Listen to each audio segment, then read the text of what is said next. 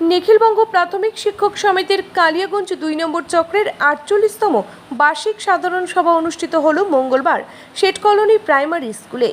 এই সম্মেলনে প্রধান অতিথি হিসেবে উপস্থিত ছিলেন এবিপিটিএ জেলা সম্পাদক নির্মল ঘোষ সহ অন্যান্যরা।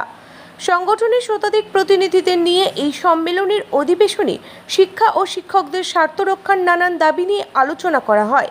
বকেয়া দাবি আদায়ে আগামী দিনে সাংগঠনিক আন্দোলনের রূপরেখা তৈরি এবং নতুন কমিটি গঠন করা হয়। আপনার নাম এবং পরিচয়? আমার নাম নির্মল ঘোষ, আমি নিখিলবঙ্গ প্রাথমিক শিক্ষক সমিতি উত্তর দিনাজপুর জেলা কমিটির সম্পাদক। আজকে কি কর্মসূচি হচ্ছে আপনার?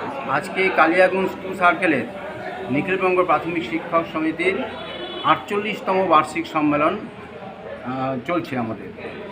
এই সম্মেলনের মধ্যে দিয়ে গত 1 বছরে আমাদের এই সংগঠন শিক্ষা এবং শিক্ষকের স্বার্থে কী কাজ করেছে তার পর্যালোচনা হবে এবং আমরা কি পেয়েছি কি পাইনি, শিক্ষকরা তাদের দাবি দেওয়ার ক্ষেত্রে কতটুকু পেয়েছে কতটুকু পায়নি, আমাদের শিক্ষক সংগঠন কিভাবে লড়াই করেছি এবং আগামী দিনে আমরা কিভাবে সেই দাবি দাওয়াগুলোকে আদায় করব তার জন্য যে চিন্তা ভাবনা রূপরেখা আমরা আজকে এই সম্মেলনের মধ্যে দিয়ে তৈরি করব এবং এই আগামী 1 বছর এই সার্কেলের নেতৃত্ব কারা দেবে সেই সার্কেল কমিটিটাও আজকে আমাদের এই সম্মেলনের মধ্যে দিয়ে তৈরি হবে। আজকে এখানে কতজন দিনমজুরিরা অংশগ্রহণ? আজকে এখানে 163 জন আমাদের রানিং টিচার এই সার্কেলের সদস্য আছে, এই পর্যন্ত হয়েছে এই বছর। তার মধ্যে প্রায় 100-র উপরে শিক্ষক শিক্ষিকা আজকে আমাদের সম্মেলনে উপস্থিত হয়েছেন। এখনও সময় আছে, আরও অনেক শিক্ষক শিক্ষিকা এখানে আসবেন। এটা আমাদের একটা শক্তিশালী সংগঠন।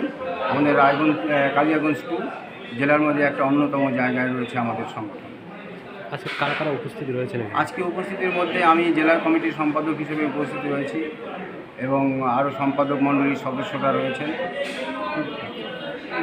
সার্কেল কমিটির সকলে রয়েছেন